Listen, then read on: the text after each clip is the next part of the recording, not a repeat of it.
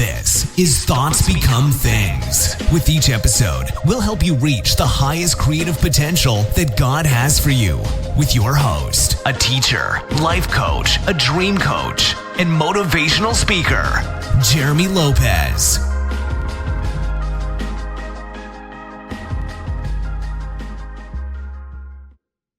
Hello again, everyone, and welcome to another exciting podcast of Thoughts Become Things. I'm Jeremy Lopez, and so glad and honored, as always, to be with you guys today. And, I was just talking to my friends on YouTube a second ago, and it's amazing just how time flies. It really does. And I just want to have fun today, if that's okay with you guys. A lot of times we talk about law of attraction. We talk a lot about principles. We talk a lot about Bible scriptures and different things. And, to be honest with you, I think today would be fun to talk about time. I really do. The Bible says something very interesting. It says, life is but a vapor.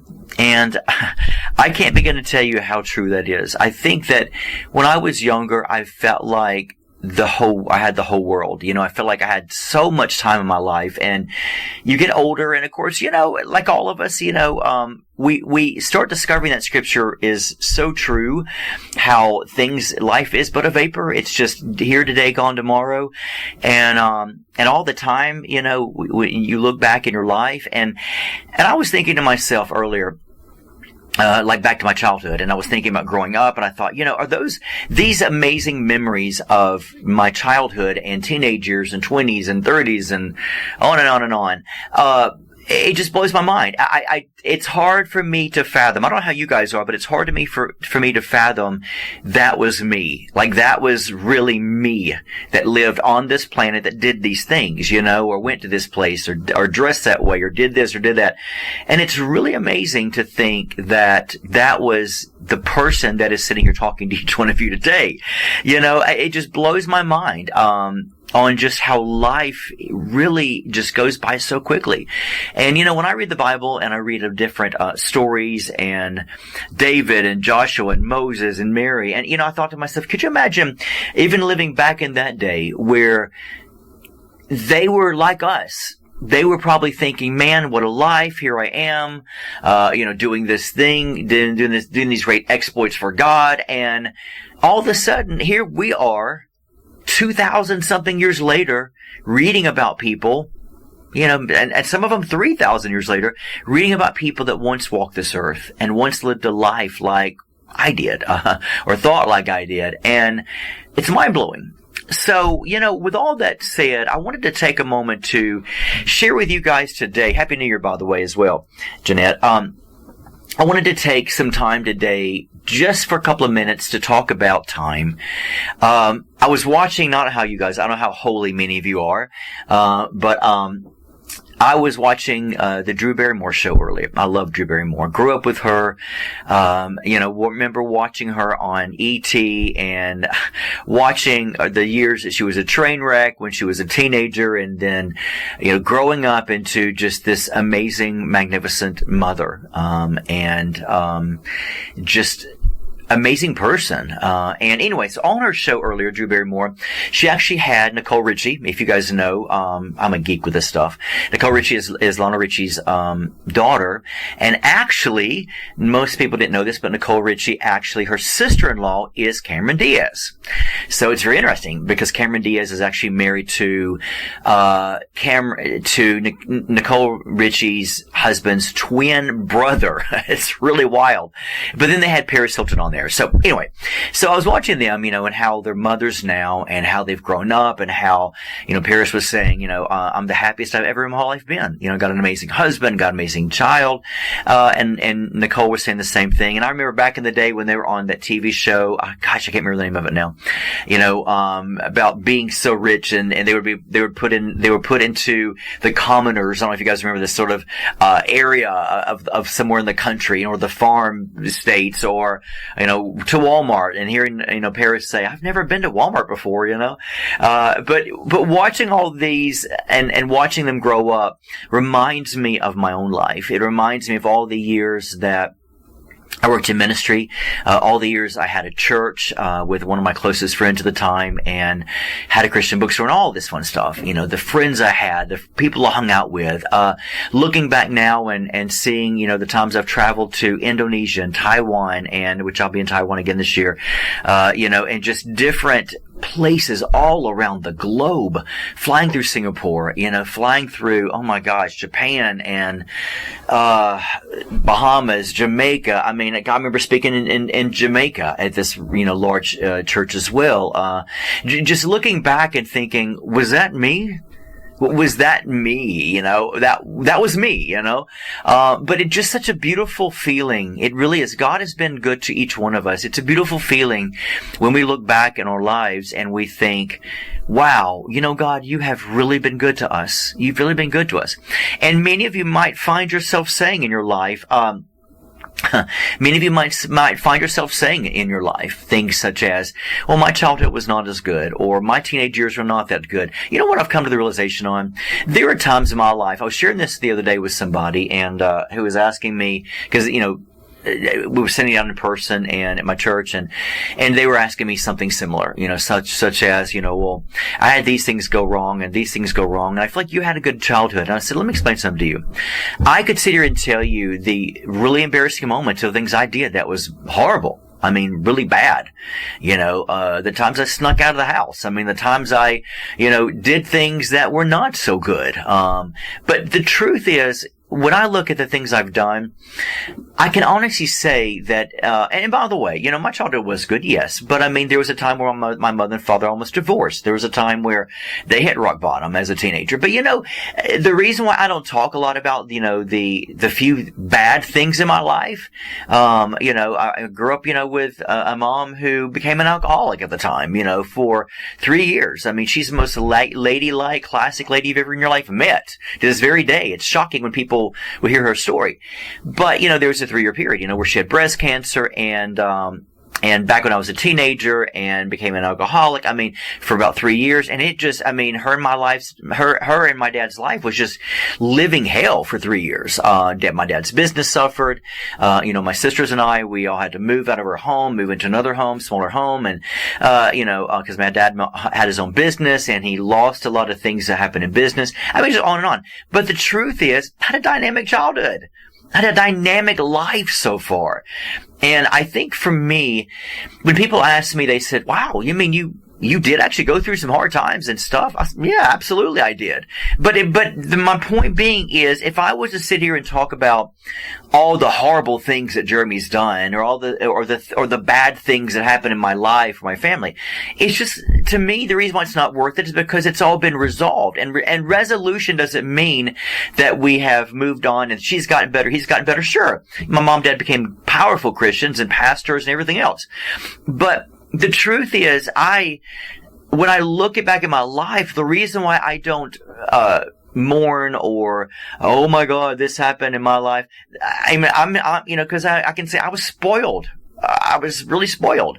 Was I spoiled because of riches? No, I was spoiled because of the fact that I found definition in and through the bad things and times of my life. So it's really hard. I mean, for me to bring that up to you guys, to say about my mother, when I was a teenager being an alcoholic, it's like, wow, that was me? That was my life? Because it's such a memory of the past, because I don't dwell on it. I don't think about it. I don't, because before those years were amazing. After those years were amazing.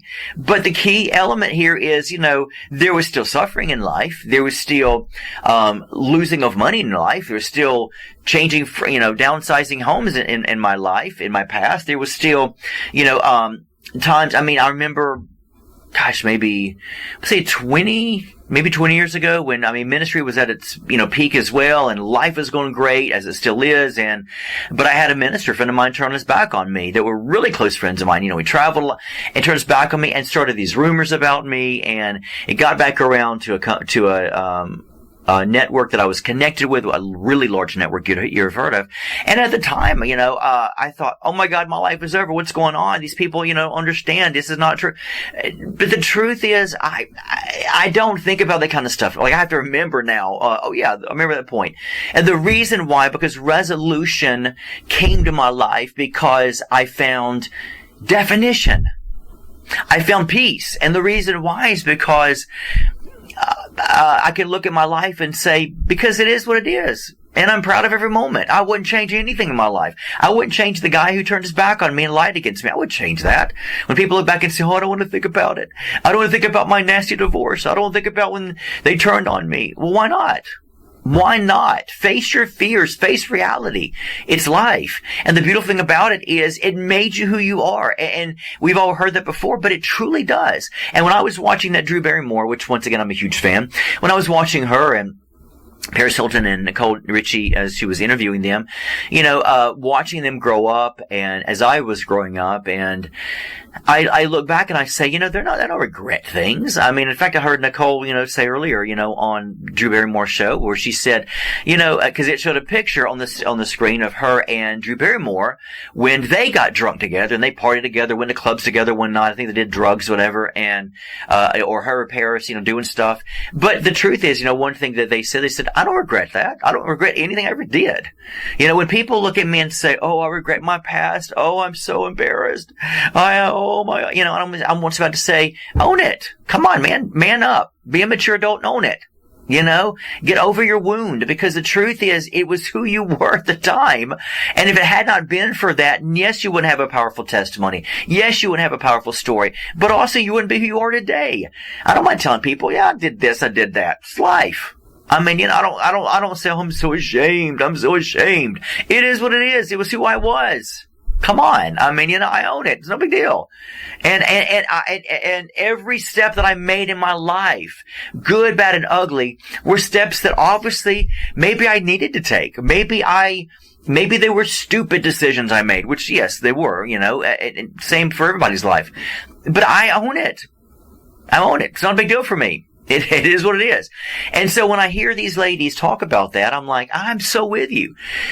I have come to the realization that when you look at your life and you find yourself saying, I'm glad I'm over all this stuff. Well, yeah, that's good. Praise God. I'm glad I'm over the stuff I went through as well, or did, or willingly or not willingly. But the truth is, when you look back on your life, you need to laugh about it. It was who you are. Here's the thing. It was who you are at that time with a limited knowledge that you knew and that you accepted. It was who you were during that time because of also all the crazy friends you hung out with, or this or that going on. And, and you look at that and you think to yourself, wow, did I do that? But you know what? It was a part of who you were. It was a part of who you were back in the day. So, hey, own it, and here's my point to all this. Life is but a vapor. And I look back at my life and I think, were there things I did I really wish I hadn't done? Do you know the times I really regret? I'll tell you the truth. It's not so much, I think for me, it's not so much the things that I did that were just plain stupid. Just really dumb. Even though I could say, yeah, I wish I hadn't done that. But you know what I really wish more than anything? If I could go back in my past, the only things in my past that I would ever change, because I ask these questions in life coaching and I always say things like, if you go back in your past, what would you change? And some people are like me and say, nothing, absolutely nothing. And some people are like, oh, I would change all of this stuff, The only thing in my past I would change is not who I was. Not the stupid, ridiculous moves I've made, not the clubs I went to, not the times I got drunk, not the times that I hung out with the wrong people, not the times I did really embarrassing things, or I would even go back and change my mom being what she did for a few years, or my dad of what he did for a few years. No, I wouldn't change any of that stuff. The only thing I would change in my life are the people that I hurt.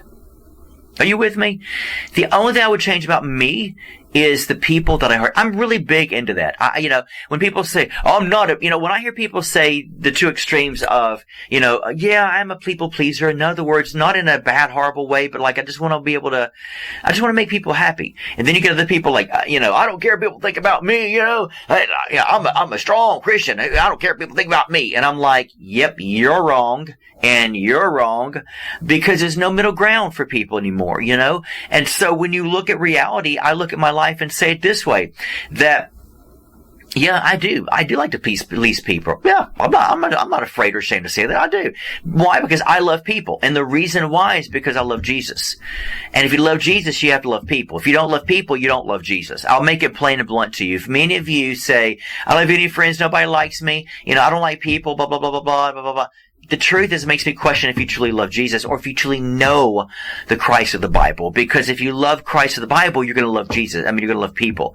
It's automatic. You cannot love, you can't tell me, oh, I love Jesus. I'm in the secret place. I'm in the prayer closet, and yet you treat people like crap. Pardon my language. You treat servers bad. I'm sorry. I will look at you and say, you do not love Jesus. You can't love Jesus. It's impossible to love Jesus and not love people. So yes, I do like to please people. I do. Not in a negative way, not in a bad way, not in an addictive way. I gotta have you love me. I gotta have you give me accolades. If not, I'll fall apart. No, because I know who I am. I'm confident in that. I don't care. Yeah, if somebody doesn't like me, it hurts me. But you know what? I'm tough. I move on. No big deal. No sweat off my back. I move on. I don't try to force something to happen. Please don't leave me, no. That's a negative bad people pleasing. But when I do hear of people who really just don't care, I don't care if people think about me. I'm a born again Christian. I'm like, and you got a lot of growing up to do, my friend. A lot of growing up to do, because you cannot love people and love Jesus. You cannot. It's impossible. If you've done it the least of these, you've done unto me. If you've done these things, you've done it unto me. Do you love me, Peter? Do you love me, Peter? Oh, yes, God, I love you. Let's just prove all the hundo shundo you do, Peter. Let's just prove all that. Oh, Jesus. Let's prove all that to be real. Feed my sheep, Peter. What? Feed my sheep. I'm sorry, God. Say it again. I'm trying to worship you, God, but you keep on interfering with me, God, with telling me about people. Yeah, as if they're important. Peter, feed my sheep. That's where we can tell if somebody truly loves Jesus, like I said before, I'm not impressed with all your, I'm not at all. Don't get me wrong, I do that. But what, not that you're trying to impress me, but what is impressive to the kingdom of God is how you treat people. How you treat the Christ in people. So that's probably what I regret in my life, is the people that I have hurt in my life. Maybe the people I've lied to in my life. The people that I've hurt, that I didn't realize that I had set it up to really, put a knife in their heart. That's the thing. But on a flip scale, on the flip side of life, I can say it this way. I don't know what God put them through for them to be in my life, for me to hurt them, right? I don't know why. And praise God, I don't only hurt a lot of people. I've only hurt a few people in my life. Let's get that straight, okay, guys? I've only hurt a handful of people in my life. But you see what I'm saying? It's like, I don't know why God set them up for them to be in my life, for me to turn around and hurt them. But I will tell you this. Obviously, our first steps are ordered by God, and maybe that's what it took for them to be able to awaken to a revelation, to be around raunchy Jeremy at the time, to lie to them or to hurt their feelings or to be self-centered around them and not give them the time of day, and maybe was thinking more about myself than them at the time. I don't know. But whatever it was, I can say it this way, that that hurts me, but maybe with them, they probably are praising me and thanking me for hurting them. Who knows? But the truth is, life is beautiful. No matter what it is, no matter how it turns out, no matter what problems you face, no matter all the embarrassing moments you go through, we're talking about time today. Because time is really all we got on this planet, guys. And what we do to people counts. What we say to other people matters. I look at myself and I think, I want to be kind. I'll give you a great example. I'm trying to think where I was the other day. Where was I the other day? Where was I? Was I at a restaurant? I'm trying to think where I was the other day. I was somewhere. I was at some restaurant the other day. And I was just so aggravated because, inside of me, you don't see aggravation on the outside of me unless you're somebody in my home. It's like, I can really be myself. No, I'm kidding. I'm myself all the time. But my point being is, I was in this restaurant and inside of me, I was so aggravated because nothing was going right.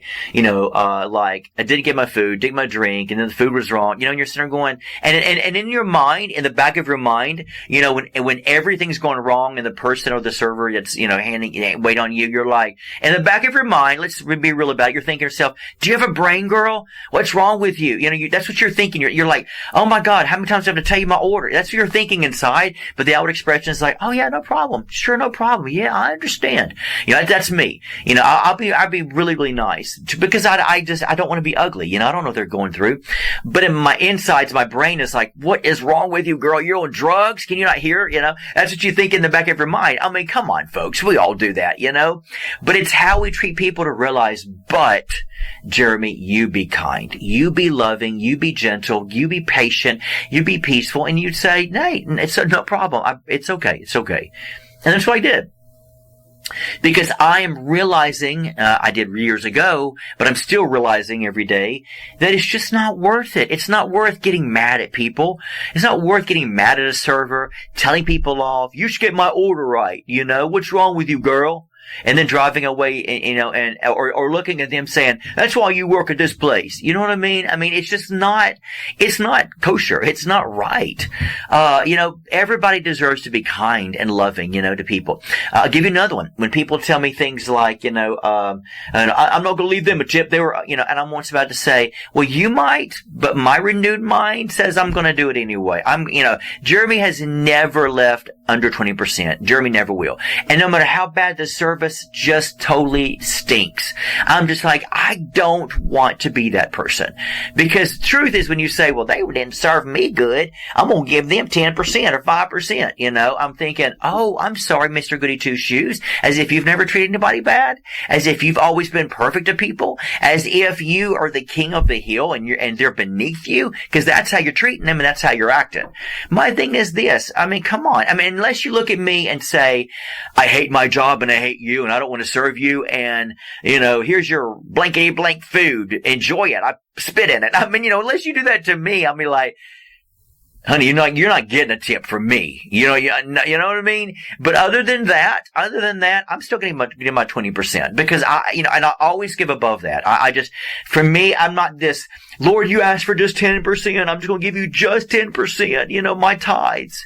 And I'm like, well, tithing, number one, is not a New Testament principle, so you should do above and beyond tithing. If you are tithing, you're trying to hit the mark and just hit it perfectly on the bullseye because you don't want to give more money. But if you realize a tithe is not even a New Testament principle at all, then you realize you do above and beyond, then that means you won't think you give God just 10%. You're like, who cares? There's times I give 15, 20, 25% to God. I don't know. I don't keep up with that. I just know I don't live by the law of 10% because I'll think and look like, I try to think like God and try to do what God does above and beyond what they're able to ask or think. That's just how life is for me. Because I'm not going to live by the letter of the law. Why? Because I can look back in my life and say, I have never done that. And honest, I can say in my whole life, I've never given, 10%. I've always given more or, above and beyond, and I always tip at least 20% or more, or because I want to be that person. I want the world to remember me for many things. When people look back and say, he loved Jesus, here's what I want to hear. I don't want to hear that, don't get me wrong. I want to hear stories of how I treated Jesus. That when I die, I don't want to hear people say, he loved Jesus more than life itself. I don't want to hear that. If you're like, oh, I do. No, I don't. You know why? I want to hear people say, the reason why I knew he loved God is because he treated Sarah with dignity. Nobody gave her the time of day. He treated Peter, with respect, and yet he needed money, and Jeremy gave it to him. The lady down on the corner that works at McDonald's that doesn't make hardly anything, and yet here he comes to the drive-thru and treats her like a queen. I want to hear stories like that. I don't want to hear, because the truth is when people say, oh, he loved Jesus. How do you know I love Jesus? I could be, I'm trying to be not gruesome and nasty, but how do you know? I could have been robbing people on the side. I could have been, ripping off women. I mean, I could have been sleeping around. You know what I mean? I mean, you don't know that. When people say, oh, they love Jesus, you don't know that. But what you do know is from fruit to prove that they love Jesus. By recognizing and saying, you know what? I was one of the ones that he helped out. And I remember when he did this for her. I remember being at restaurants when he did this. I remember being in Kohl's one day and him running before people and paying for their clothes, which I do all the time. I'm not a big Kohl's person, to be honest with you. I don't ever really go there, but when I do go there, I go there for a mission and a purpose because I want to be able to bless people.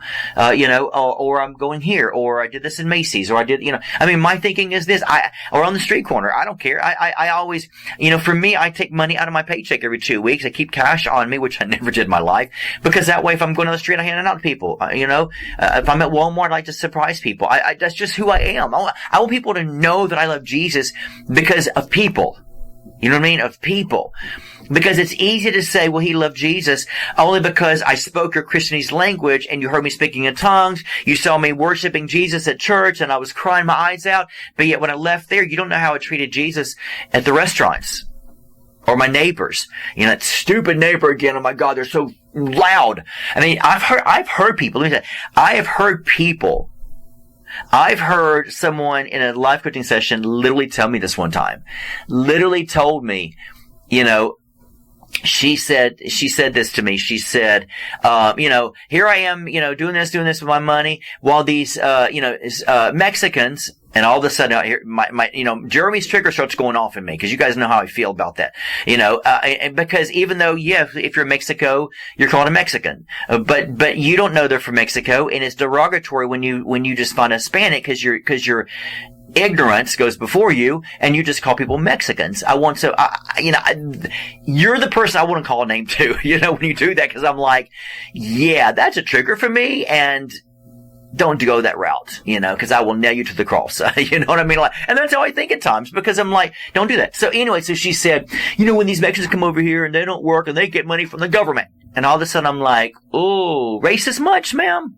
Are we racist much? I'm like, first and foremost, you shouldn't say that about people. You don't know what country you're from. Second of all, why are you so concerned with other people being blessed by people and by the government? I'm sorry, but you're a little bit warped in the head if you think that way. Praise God, there's something or somebody or church or government or somebody. In fact, if you're mad about the government feeding them and giving them stuff, maybe it's because your lazy butt needs to get in church, and your church should be doing that. Because the truth is, it should be the church taking care of people, right? So those type of things are triggers for me, and so I'm like, don't cross my path that way. You know what I mean? Because I'm like, I don't play that route, because I don't play racism at all, at all. So my point being with all that is looking back and saying to yourself, I want to be known for loving people. I want to be known because I showed it. I gave it. I put action behind that. And so when I look at my life and say life is but a vapor, does Jeremy care what goes on social media of a picture of him? I do. You guys didn't even know that, did you? Yep. I won't even post pictures on my personal Facebook or Instagram, or even my business one unless I approve it. And because I'm like Nicole Richie. Once it's out there, it is out there. That's what she told her children. She said, I told my kids, once you put something out there, it's out there, And so my thinking is I want to be a person that's authentic and real, but I also want to be a person that's full of integrity. I want to monitor what I put to the world, because I want to be a man of integrity. I want to be a person that people see who I am, and not some picture that other people can put a meme to say, look, he's angry, when maybe I'm just not smiling at the moment, maybe I'm meditating, or praying, You see what I'm saying? And so it's like, I guard my life. I guard my pictures. I'm not gonna lie about it. I guard what's put out there about me. Because I want people to look back and say, you know what? There was nothing but good things said about him and good things done towards him, because he gave good things to people and he loved people. That's what I want people to say about me when I'm dead and gone. Do you guys remember that? If you outlive me, you better remember that, guys. All right. So you'll be like, I remember when. But life is but a vapor. Life is but a vapor. Jeanette, I'm so with you. Absolutely, the church should. I'm so with you, my friend. I'm so with you. You guys might say, who's Jeanette? Who's these people? I'm talking to my friends on YouTube, because we do our podcast live on YouTube. But, and those on the streaming services, I want to say this to you. Thank you so much for supporting me and being part of this ministry with me throughout the years. And I'm so looking forward to being with you guys in 2026. We've got a lot of good teachings. So I won't be doing this forever. After after this week, we're going to dive into some really deep subjects, teachings, the word of the Lord for 2026, which we're going to go deep on next week. We've got a lot of great things. We've got the book of the month coming out next week. We've got a lot of great things. So stick around, stay on board, get people involved. We're going to grow like crazy this year, even more than we do now in 2026. And I know you guys, whatever you're involved in, is going to grow as well. So yeah, I just wanted to take on a moment today and just talk to you guys about life, because I feel like it's important to really look back and reflect, but also, what is out of life you want? What is out of life you truly want? And so thank you so much for being a part of me today and being a part of my journey. Those in the streaming services today on Spotify and iTunes and all these other amazing ones, make sure you know how much we care for you. We love you. Do me a big favor, please. Please comment. Give us 5-star ratings if you can. A comment. Let us know what you think about the podcast, because it helps with the algorithms. It helps out for other people to say, hey, this person says something good about him. Maybe I need to take a listen to him. It would mean the world to me. It would mean something to other people as well. It really would. And those on YouTube as well. When we go off YouTube Live, don't forget to comment. Go back to this, because unfortunately, YouTube is crazy. It deletes all the comments you make during the live, and so it doesn't sort of transfer over. So make sure you guys are also commenting on the podcast and different things we do live on Mondays live as well. And I'm looking forward. We're going to have a great, hopefully get some guest speakers in 2026 on my Prophetic Live Night event, which is usually held the second or third week of the Wednesday at 6 p.m. Central Time of every month. It's going to be good. Hopefully got some more good things in the making. I'm excited about it. So you guys just stay tuned for sure. And, also, as we close out on our podcast today, let me just say this like I always do, because it rings in my spirit so loud every single day. And that is this. If you don't like your day, I have great news. Great news. Change your thoughts. Change the way you look at life. Change the way you look at yourself. Change the way you see other people. Change the way you see God. And watch your world change. God is love. Seek God in a loving way. People at their heart truly are good, and they just want to live good, and they do it by how they're raised. So treat people with goodness and love and respect people. People need Jesus more than anything in this world. And they don't need you going to them saying the Romans road to salvation. Let me tell you about Jesus. Because I'd be like, shut your mouth. Let me see how you treat me. You want to win me over? Show me how you treat me in my workplace. Show me how you treat me and every day, not with your mission, right? No, you know what I've realized? I'll say this to you guys as well. The world is sick and tired of our mission. And honestly, I am too. I'll be honest, I'm really tired of this mission stuff too. You might be like, oh my God, let me tell you what I mean by that. Mission to me is, I got a purpose to get people saved. That doesn't show any love. What the world needs to see is not your mission or your mission statement.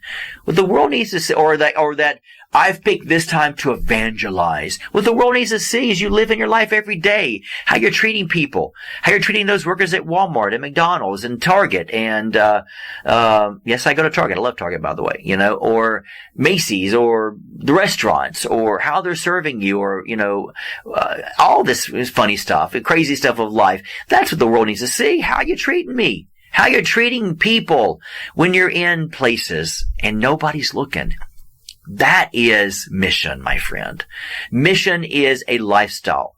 We should call it mission lifestyle. When people say, oh, so-and-so's in a lifestyle, I'm like, well, duh. Everybody on this planet's in a lifestyle. I mean, if not, you'd be 6 feet under the ground.